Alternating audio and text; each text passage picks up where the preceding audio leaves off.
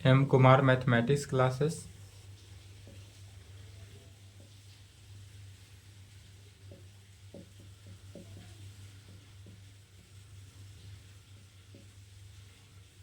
Class 11th, lecture 10। क्या चल रहा था? कोऑर्डिनेट।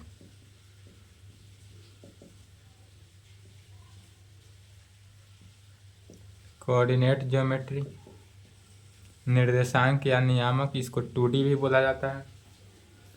इसमें थ्योरम चल रहा था, जहां तक लिखे थे उसके आगे थ्योरम लिखेंगे।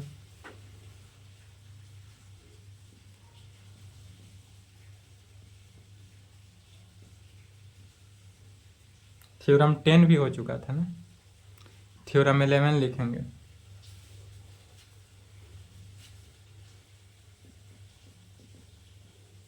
फाइंड द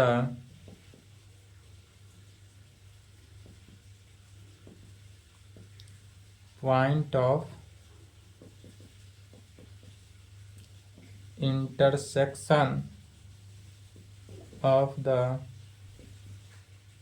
टू लाइन्स यदि पहला line a1x plus b1y plus c1 is equal to 0 and a2x plus b2y plus c2 is equal to 0। क्या बोल रहा है? Find the point of intersection of the two line. यदि दो line है तो दो लाइन जब आपस में, यदि कोई दो लाइन को लेकर चलते हैं, एक लाइन दो लाइन, दूसरा लाइन, दो लाइन में क्या होगा कि एक दूसरे के पैरेलल होगा, या जब एक दूसरे के पैरेलल नहीं होगा तो इस प्रकार जाएगा, तो कहीं ना कहीं किसी न किसी पॉइंट पे तो दोनों पॉइंट कट ऑफ किया, तो जिस पॉइंट पे यह कट करता है उस पॉइंट को क्या कहते हैं? इंटरसेक्शन। यह जो कट किया यह इंटरसेक्शन पॉइंट हुआ। तब क्या करना है? Intersection of the two lines, दो लाइन के इंटरसेक्शन का पॉइंट निकालना है जबकि दो लाइन गिवन हो। तो जब दो लाइन हमारे पास गिवन रहे तब उस इंटरसेक्शन के पॉइंट को निकालना है। क्या निकालना है? इंटरसेक्शन का पॉइंट निकालना है। तो चलिए कैसे निकालेंगे। सबसे पहले दो लाइन ले लेते हैं। यदि हम यह ए बी लाइन ले लिए, ए बी लाइन ले लेते हैं। ए बी लाइन का इक्वेशन क्या ले लिए? a1x plus b1y plus c1 is equal to 0। यह ए बी लाइन का इक्वेशन हुआ। दूसरा सी डी लाइन ले लिए, यह दूसरा हो गया सी डी लाइन ले लिए। इस सी डी लाइन का इक्वेशन ले लेते हैं a2x plus b2y plus c2 is equal to 0। A B line का इक्वेशन क्या हुआ? a1x plus b1y plus c1 is equal to 0। और दूसरा लाइन लिए सी डी लाइन का इक्वेशन दिया हुआ है a2x plus b2y plus c2 is equal to 0। तब हमको निकालना क्या है? यह जो दो लाइन गया, दोनों लाइन क्या करता है? एक पॉइंट पर इंटरसेक्ट किया, तो इस पॉइंट को यदि हम P पॉइंट ले लेते हैं, इस P पॉइंट का इंटरसेक्शन, इसका यदि कोऑर्डिनेट हम अल्फा बीटा मान लेते हैं तो यही अल्फा बीटा का वैल्यू निकालना है। अल्फा बीटा P पॉइंट का कोऑर्डिनेट निकालना है, अर्थात P पॉइंट को हम यदि जब अल्फा बीटा ले लेंगे तब क्या करेंगे? अल्फा बीटा का वैल्यू निकालेंगे। तो कहेंगे सेंस यदि P पॉइंट है जिसका कोऑर्डिनेट अल्फा बीटा माने हैं, अल्फा बीटा अपना से क्या किए? मान लिए, तो कहेंगे सिंस P पॉइंट जिसका coordinate alpha beta is on both side, both the lines, क्या है? बोथ द लाइन, दो लाइन का इंटरसेक्शन पॉइंट है, अर्थात कौन कौन से लाइन? A B and C D, A B and C D, A B and C D line का इंटरसेक्शन है इज। तो ए बी लाइन का कितना हो गया? यदि ए बी लाइन, तो ए बी लाइन पर देखेंगे तो ए बी लाइन में एक्स की जगह पर अल्फा से रिप्लेस करेंगे, एंड वाई की जगह पर बीटा से रिप्लेस किए तो a1 alpha plus b1 beta plus c1 is equal to 0 हो जाएगा। एंड दूसरे कंडीशन में CD लाइन के कंडीशन में, तो जब CD लाइन को लेंगे तो x के जगह पर अल्फा एंड y के कंडीशन में बीटा से रिप्लेस करना है, तो वैल्यू क्या हो जाएगा a1 alpha plus b1 beta b1 beta plus c1 is equal to 0 and a2 alpha plus b2 beta plus c2 is equal to 0। Equation 1 equation 2।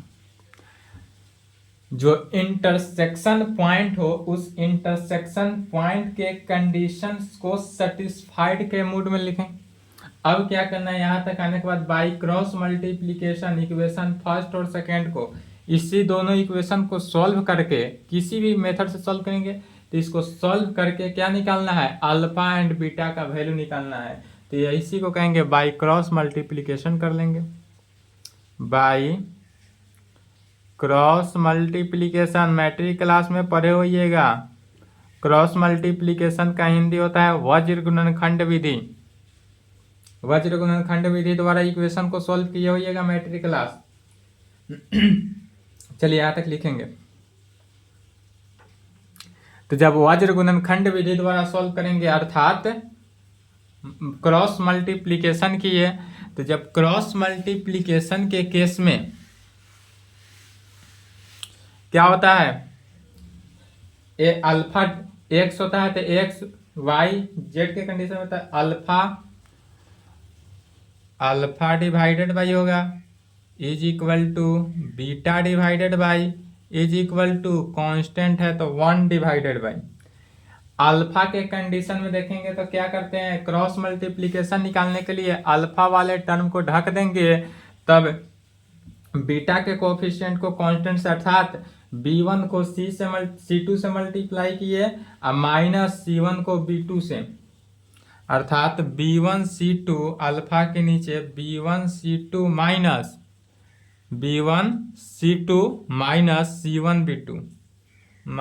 c1 b2 is equal to beta.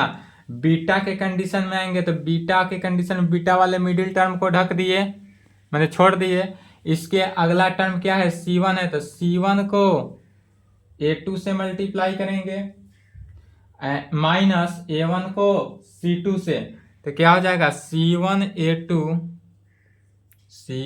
a2 minus a1 c2 पुनः constant वाले term, तो constant को ढक देना है। पुनः क्या चलेंगे, शुरू से चलेंगे तो a1 को b2 से माइनस b1 को a2 से, a1 b2 minus b1 a2। यह मैट्रिक क्लास में भी पढ़े थे, क्रॉस मल्टीप्लीकेशन गुणनखंड विधि वज्र गुणनखंड विधि से। तब इस कंडीशन से अल्फा बीटा का वैल्यू निकल गया और जो अल्फा बीटा का वैल्यू निकला वही आंसर हो जाएगा। इसको एक फर्स्ट मानेंगे, इसको सेकेंड मानेंगे, इसको थर्ड मानेंगे, तो कहेंगे by first and third.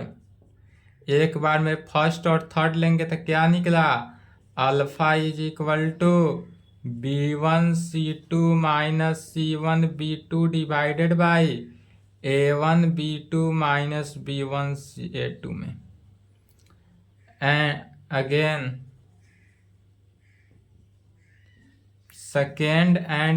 Second और थर्ड को जब लेंगे सेकेंड और थर्ड को, तो इससे बीटा का वैल्यू निकलेगा। बीटा कितना निकला, c1 a2 minus a1 c2 divided by a1 b2 minus b1 a2 में। अल्फा एंड बीटा का वैल्यू निकल गया। जो अल्फा एंड बीटा का वैल्यू आया यही इंटरसेक्ट पॉइंट है। इंटरसेक्ट पॉइंट को अल्फा बीटा लिए थे, इसलिए क्या कहेंगे, इसलिए पॉइंट ऑफ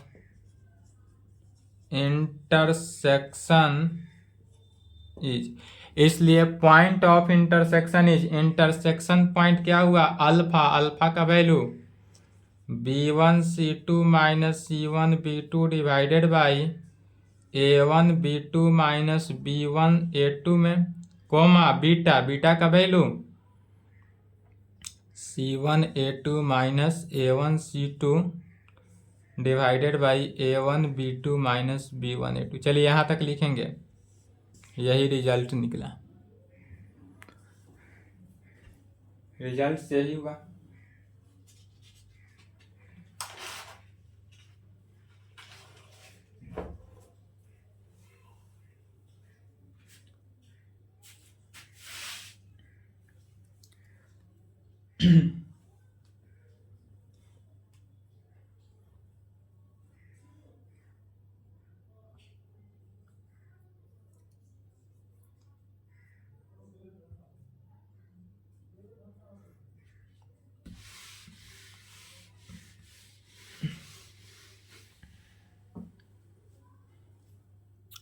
एग्जाम्पल में देखेंगे, find the point of intersection of two lines. दो लाइन दिया हुआ है, पहला 2x minus 3y plus 1 is equal to 0 and 5x plus Y minus 6 is equal to 0। दो लाइन दिया हुआ है, इसका इंटरसेक्शन पॉइंट निकालना है। कैसे निकालेंगे? तो एक क्वेश्चन को समझना है, बाद बाकी सभी को सिमिलरली बनाते जाना है। क्वेश्चन में बोल रहा है find the point of intersection of two lines 2x minus 3y plus 1 is equal to 0। एक लाइन दिया हुआ है, इक्वेशन फर्स्ट दिया हुआ है, इक्वेशन सेकेंड दिया हुआ है। इसी में क्या करना है? बाई क्रॉस मल्टीप्लीकेशन करना है। क्रॉस मल्टीप्लीकेशन करेंगे, x और y का वैल्यू निकालेंगे, x और y का वैल्यू निकालती है, जो वैल्यू आया वही आंसर हो गया। तो क्या दिया हुआ है? 2x minus 3y plus 1 is equal to 0, इसको इक्वेशन फर्स्ट ले लिए, एंड दूसरा में 5x plus Y minus 6 is equal to 0, यह इक्वेशन सेकेंड। क्या करना है? By cross multiplication.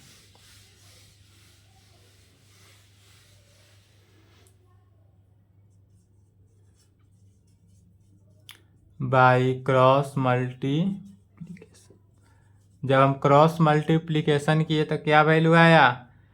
x divided by is equal to Y divided by is equal to 1 divided by.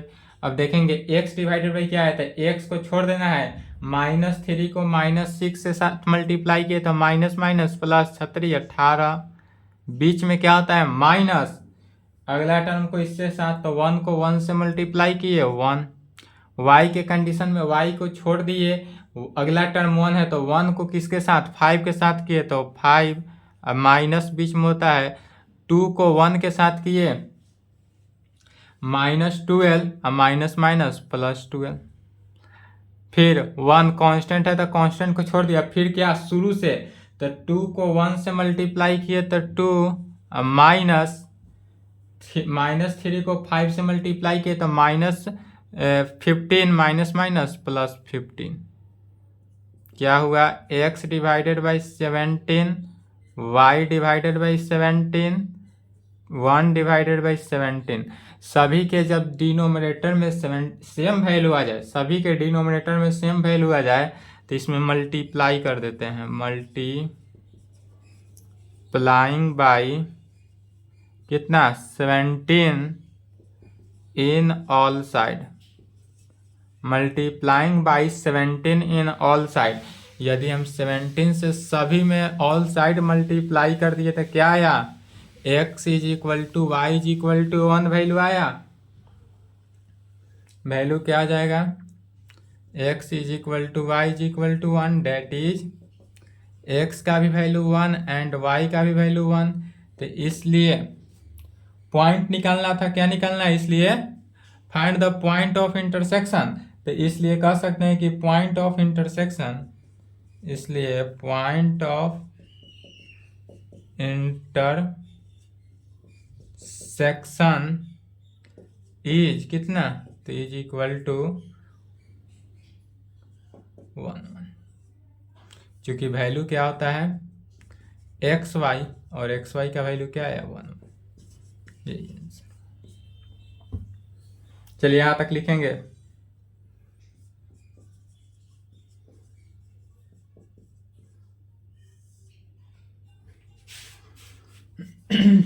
यहाँ तक लिखें।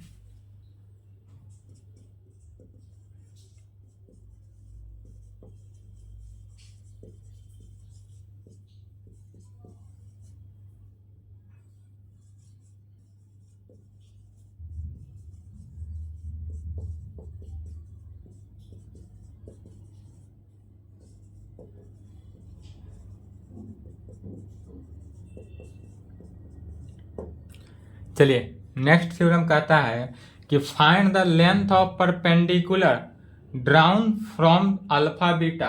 एक हमको परपेंडिकुलर डालना है जो कि परपेंडिकुलर एनी पॉइंट पी से अल्फा बीटा पॉइंट पे, एनी पॉइंट पी है जिसका कोऑर्डिनेट अल्फा बीटा है, वहां से कोई लाइन पे परपेंडिकुलर डाला गया, और परपेंडिकुलर किस लाइन पे डाला गया तो उस लाइन का equation ax plus B Y plus C is equal to 0। जिस लाइन पे परपेंडिकुलर डालते हैं उस लाइन का इक्वेशन गिवन दिया हुआ है। तो जब इस कंडीशन में दिया हुआ रहे तब इसका सबसे पहले फिगर बनाते हैं। लिख लिए?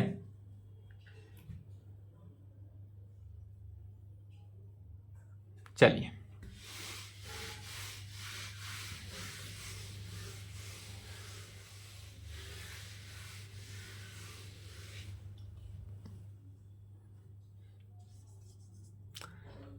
सर्वप्रथम इसका फिगर देखते हैं। X axis and Y axis पे लेंगे। यदि कोई एक्स एक्सिस हो और यहाँ पर वाई एक्सिस ले लेते हैं, यह ओरिजिन से होकर जा रहा है। एक लाइन लेना है, find the length of perpendicular. एक सबसे पहले परपेंडिकुलर जिस पॉइंट पे आएगा तो पी पॉइंट पर, कहाँ पे पी पॉइंट जिसका कोऑर्डिनेट अल्फा बीटा दिया हुआ है। एक पॉइंट एनी पॉइंट हम यहाँ पर पी ले लेते हैं। यह क्या है? कोई पॉइंट पी है जिसका कोऑर्डिनेट अल्फा बीटा है, अर्थात इस पॉइंट को हम वाई एक्सिस से भी मिलाएंगे और इस पॉइंट को एक्स एक्सिस से भी मिलाएंगे। और जब जिस पॉइंट पे मिला यहाँ से एक लाइन ले लेते हैं। यह जो है क्या है? लाइन है। यह लाइन है और इस लाइन का इक्वेशन कितना दिया हुआ है? A x plus B Y plus C is equal to 0। यह एक लाइन है और इस लाइन का इक्वेशन दिया हुआ है A x plus B Y plus C is equal to 0। यह गिवन रहेगा। पुनः P पॉइंट से एक परपेंडिकुलर डाला गया। P पॉइंट से इस लाइन पे परपेंडिकुलर, क्या बोल रहा है? Length of perpendicular drown the from A alpha beta. Alpha beta से इस लाइन पे क्या किया गया? परपेंडिकुलर डाला गया। कहाँ पे? तो इस परपेंडिकुलर के पॉइंट को यदि हम M पॉइंट ले ले, यह परपेंडिकुलर है 90 डिग्री बना। परपेंडिकुलर क्या होता है? 90 डिग्री पे ही रहता है ऑलवेज। यह कट पॉइंट को ए नाम ले लेते हैं और इस कट पॉइंट को बी ले लेते हैं। नाम अपना से ले लेना है, कोई भी नाम ले सकते हैं। तो अब ध्यान देंगे कि यहां से O से A का डिस्टेंस क्या हुआ। तो एंड A का कोऑर्डिनेट और B का कोऑर्डिनेट क्या होगा? A का कोऑर्डिनेट और B का कोऑर्डिनेट निकालना होगा। तो सबसे पहले A का कोऑर्डिनेट और B का कोऑर्डिनेट पता रहेगा तो AB का डिस्टेंस निकल जाएगा। तो A का कोऑर्डिनेट कितना निकलेगा? Minus of coefficient of A x divided by coefficient of Y के कंडीशन से भी आ सकते हैं, या अदरवाइज डायरेक्टली भी इसको लिख सकते हैं। A का कोऑर्डिनेट जो है, चूंकि O से A का डिस्टेंस जो है माइनस सी बाई ए ले लेते हैं। यदि माइनस कॉन्स्टेंट बाई एक्स का कोफिशिएंट को अगर हम ले लेते हैं तो यहाँ से A का कोऑर्डिनेट जो माइनस सी बाई ए और वाई एक्सिस यहाँ पर 0, वाई एक्सिस क्या हो जाएगा? 0, एंड B का कोऑर्डिनेट पर एक्स एक्सिस 0 और माइनस सी बाई बी हो जाएगा। Y के कंडीशन में क्या हो जाएगा? B हो जाएगा। इसलिए सबसे पहले AB डिस्टेंस फार्मूला से AB का वैल्यू निकालेंगे। तो इसलिए AB इज इक्वल टू क्या होता है? Root under x minus x1 minus x2 का स्क्वायर अर्थात माइनस c/a माइनस 0 का whole square plus 0 minus minus plus c/b का whole square is equal to root under C square divided by A square plus C square divided by B square. लघुत्तम ले लेंगे, क्या लिए लघुत्तम, A square B square C square plus A square C square, दोनों से common value क्या रहा है सी स्क्वायर, तो सी स्क्वायर कॉमन ले लेंगे रूट के अंदर, तो बचा क्या A square plus B square divided by A square B square. Root को हटाएंगे तो क्या बचेगा प्लस माइनस ऊपर सी या divided by A B, C divided by A B into root under A square plus B square. ठीक है, अब ए बी का वैल्यू निकल गया, तो जब ए बी का वैल्यू निकल जाएगा इसलिए एरिया किसका निकालेंगे, तो area of triangle P A B का पूरे का ट्रायंगल यदि पी ए बी का निकालते हैं तो पी ए बी का ट्रायंगल के आधार पर देखते हैं, परपेंडिकुलर को नहीं देखना है इस केस में, परपेंडिकुलर को नहीं देखना है, पी ए बी का ट्रायंगल निकालते हैं सर्वप्रथम।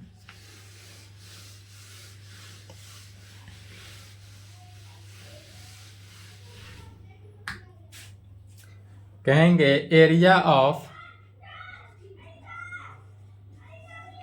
ट्रायंगल पी ए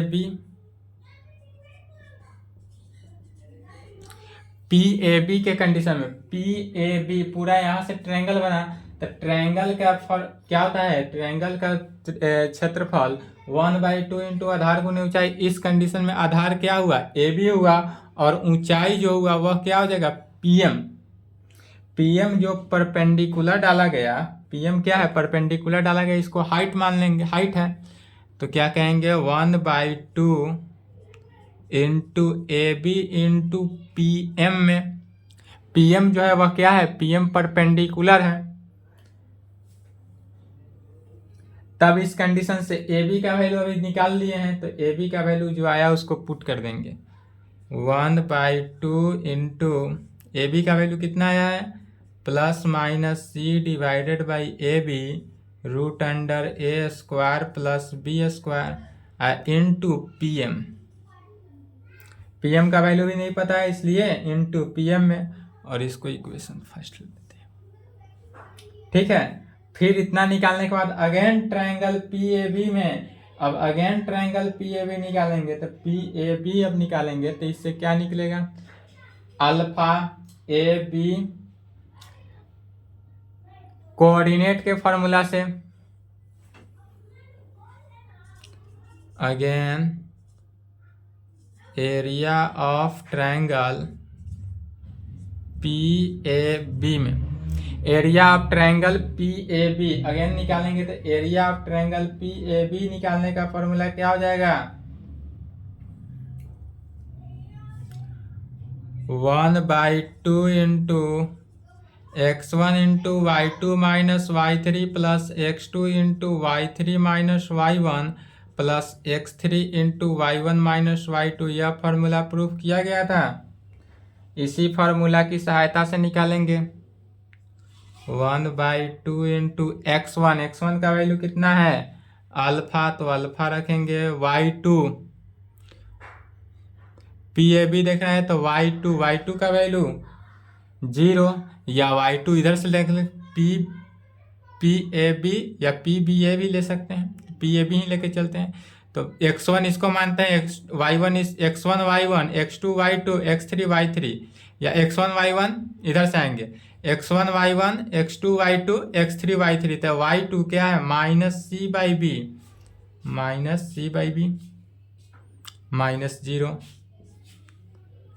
plus 0 x2 into y3 minus y1, तो y3 कितना है 0 माइनस बीटा प्लस x3 का value minus C by A into y1 minus y2, तो y1 beta minus plus C by B.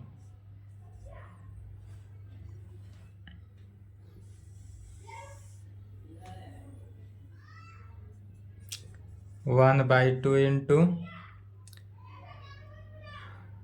Minus C by B into alpha, ये तो zero से multiply हो गया, zero, minus C by A into beta minus C square divided by A B, minus C square divided by A B. इसी का लघुत्तम ले लेंगे A B, one by two, लघुत्तम क्या आ जाएगा ए बी, बी है तो ए से मल्टीप्लाई हो गया, minus A C into alpha minus B C into beta minus C square, minus क्या आ जाएगा सी स्क्वायर। अब सभी से कॉमन क्या वैल्यू आ रहा है, माइनस सी कॉमन आ रहा है, तो माइनस सी को क्या करेंगे, कॉमन ले लेंगे। चलिए यहाँ तक पहले लिखे, तो यहाँ तक लिखें।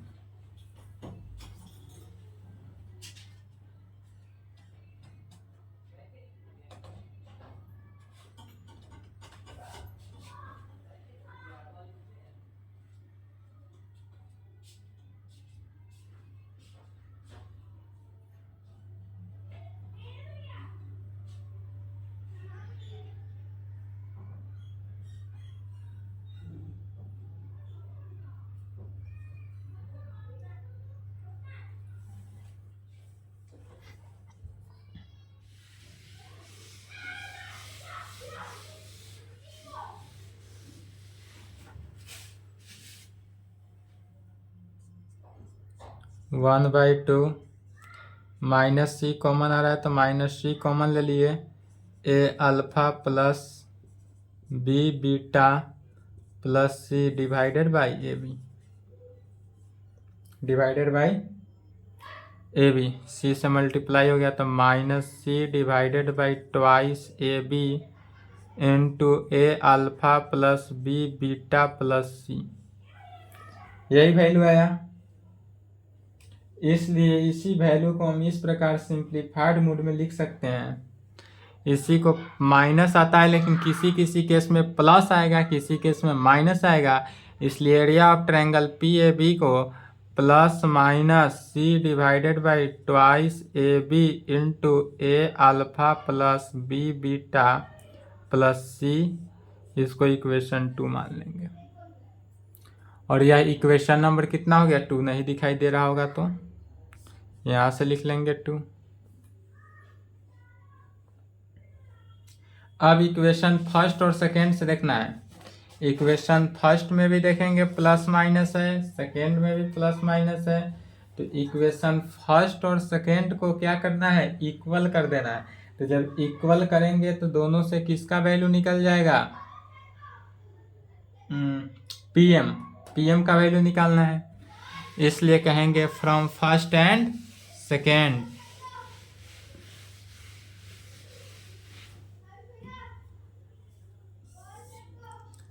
From first and second we get, first और सेकेंड चूंकि दोनों में area of triangle P A B है, लेफ्ट हैंड साइड में area of triangle P A B, right hand में इक्वेशन सेकेंड में भी area of triangle P A B ही था। तो जब दोनों का लेफ्ट हैंड इक्वल है तो राइट हैंड साइड इक्वल हो जाएगा। तो इसमें क्या हो गया, प्लस माइनस यदि मल्टीप्लाई किए तो C divided by twice A B into root under A square plus B square into P M is equal to plus minus C divided by twice A B A alpha plus B beta plus C में, इससे यह cancel out हो जाएगा। इसलिए PM का value क्या निकला, plus minus A alpha plus B beta plus C divided by root under A square plus B square में। पीएम का वैल्यू कितना निकल गया, इतना निकला, plus minus A alpha plus B beta plus C. But अब देखेंगे यहाँ से फ्रॉम फिगर से, फिगर के कंडीशन में पीएम जो है, पीएम क्या बोलता है तो पीएम जो है हमारे पास यह परपेंडिकुलर लाइन है। तो परपेंडिकुलर लाइन के कंडीशन में पीएम का डिस्टेंस जब निकालना हो, जब किसी ट्रायंगल में एक परपेंडिकुलर डाला जाए तो इस परपेंडिकुलर का डिस्टेंस निकालना हो तो क्या होगा, यह निगेटिव नहीं होगा, ऑलवेज क्या आएगा, पॉजिटिव आएगा। तो जब ऑलवेज पॉजिटिव आएगा इसीलिए इसको क्या करते हैं, मॉडुलस के फॉर्म में लिखते हैं। इसलिए क्योंकि यहाँ पर प्लस भी आ रहा है माइनस भी आ रहा है, इसलिए पीएम का value modulus of A alpha plus B beta plus C divided by root under A square plus B square. Modulus का कंडीशन ही हो गया कि यह निगेटिव नहीं होगा, ऑलवेज क्या होगा, पॉजिटिव होगा। और यह रिजल्ट आया, इसको रिजल्ट्स में भी लिखेंगे और ट्रिपल स्टार भी देंगे, क्योंकि जब क्वेश्चन बनाएंगे तो इसका यूज बहुत होगा। पीएम का डिस्टेंस निकालना होगा तो PM is equal to modulus of A alpha plus B beta plus C divided by root under A square plus B square.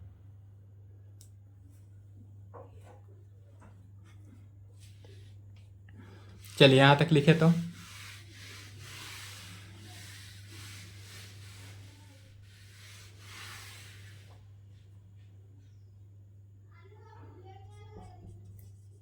Note में लिखेंगे, यदि कोई एक लाइन ले लेते हैं, ए बी लाइन ले लेते हैं, और इस ए बी लाइन पर कोई पी पॉइंट से एम पर परपेंडिकुलर डाल देते हैं।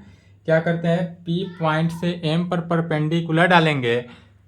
जब पी का कोऑर्डिनेट अल्फा बीटा हो और ए बी लाइन का equation A x plus B Y plus C हो, plus C is equal to 0 equation हो, तब हम कहेंगे क्या, पीएम का डिस्टेंस। तो इसलिए PM is equal to modulus of A alpha plus B beta plus C divided by root under A square plus B square. जैसे एक एग्जांपल इस पे देख लेते हैं।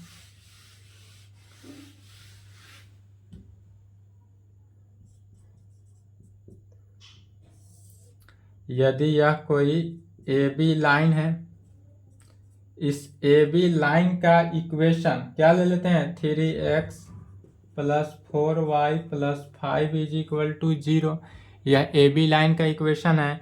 इस पे कोई P पॉइंट से M पर परपेंडिकुलर डाला गया और जिसका P का कोऑर्डिनेट 2 3 ले लेते हैं। P पॉइंट का कोऑर्डिनेट 2 3 मैंने अल्फा का वैल्यू 2 बीटा का वैल्यू 3, तो इसमें पुट कर देना है। तो इसलिए पीएम का डिस्टेंस निकालना है। तो पीएम इज इक्वल टू क्या हो जाएगा,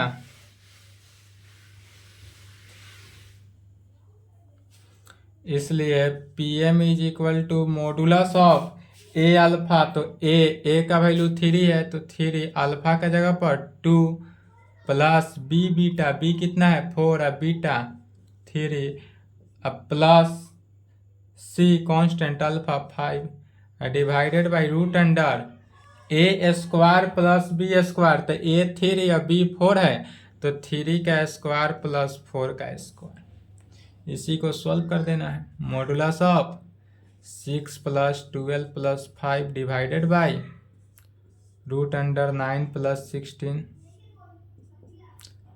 6 और 5 17 और 6 23 divided by 25 is equal to modulus of 23 divided by 5। यही आंसर हो गया। ठीक है, यहां तक में कोई डाउट दिक्कत हो तो बोलेंगे। चलिए आज मेरे तरफ से स्ट्रेट लाइन का थ्योरी क्लास जो है यहाँ पर समाप्त हुआ। इसके आगे नेक्स्ट क्लास में क्या चलेगा, प्रॉब्लम बनाएंगे, problem on straight line, problem बना के आएंगे। नेक्स्ट क्लास में क्या चलेगा, problem on straight line, NCERT book exercise 10.1। जितने भी थ्योरेटिकल क्लास चला है उसी के आधार पर है, खुद से बनाएंगे, सॉल्व हो जाएगा। चलिए यहाँ तक कंप्लीट कर लें।